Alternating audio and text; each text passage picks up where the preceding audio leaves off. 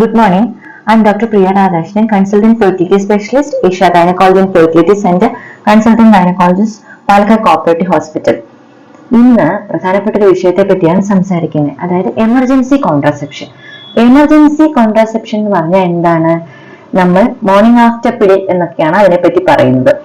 Emergency contraception എന്ന് പറയുമ്പോൾ unprotected, അതായത് നമ്മൾ പ്രതീക്ഷിക്കാതെ ഗർഭധാരണ സാധ്യതയുള്ള ഒരു സെക്ഷൽ ഇന്റർകോഴ്സ് നടക്കുകയാണെങ്കിൽ, അല്ലെങ്കിൽ സെക്ഷൽ അസോൾട്ട് നടക്കുകയാണെന്നുണ്ടെങ്കിൽ, അല്ലെങ്കിൽ കോണ്ടം റപ്ചർ അങ്ങനത്തെ എന്തെങ്കിലും ഇൻസിഡന്റ് വരികയാണെങ്കിൽ ഉപയോഗിക്കാനുള്ള ഒരു കോൺട്രാസെപ്ഷൻ ആണ് എമർജൻസി കോൺട്രാസെപ്ഷൻ എന്ന് പറയുന്നത്. അങ്ങനെ മോർണിംഗ് ആഫ്റ്റർ പിൽ എന്ന് പറയാനുള്ള കാരണം എന്താന്ന് വെച്ച് കഴിഞ്ഞാൽ, നമ്മള് ബന്ധപ്പെട്ട് ഇങ്ങനെ ആക്സിഡന്റൽ ആയിട്ടുള്ള ബന്ധപ്പെട്ട് കഴിയുമ്പോൾ പിറ്റേ ദിവസം രാവിലെ തന്നെ കഴിക്കുന്നതാണ് ഏറ്റവും ഉത്തമം. 72 മണിക്കൂറിനുള്ളിലാണ് അതിന് ഏറ്റവും കൂടുതൽ എഫിഷ്യൻസി ഉള്ളത്. അത് നമുക്ക് ഓവർ ദ കൗണ്ടർ മെഡിസിൻ ആയി കിട്ടും. അതായത് ഡോക്ടറെ കാണേണ്ട ആവശ്യമില്ല. 2 പിൽസ് ഐപിൽ എന്നുള്ള പേരിൽ നമുക്ക് ലഭ്യമാണ്. 2 ഗുളികകൾ 1.5 മില്ലിഗ്രാം ഓഫ് പ്രൊജസ്ട്രോൺ ആണ് അതിലുള്ളത്. ലിവോനോർജസ്റ്റ് എന്നറിയപ്പെടുന്ന പ്രൊജസ്ട്രോൺ എന്ന ഹോർമോൺ ആണ് അതിലുള്ളത്.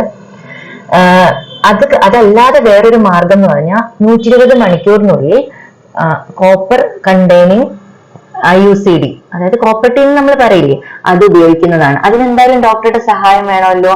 അപ്പൊ ഏറ്റവും എളുപ്പത്തിൽ കിട്ടുന്ന മാർഗം ഇതാണ്. ഇതിന്റെ ഫലം എന്ന് പറയുന്നത് 100% നമുക്ക് പറയാൻ പറ്റില്ല.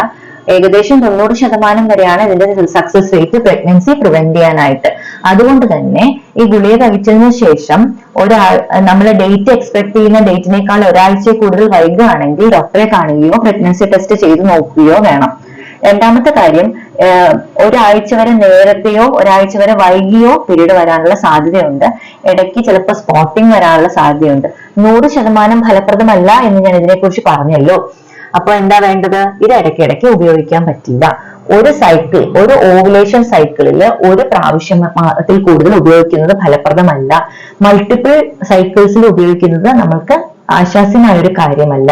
അപ്പൊ എന്താ വേണ്ടേ? എമർജൻസി കോൺട്രസെപ്ഷൻ ഉപയോഗിക്കുകയാണ്.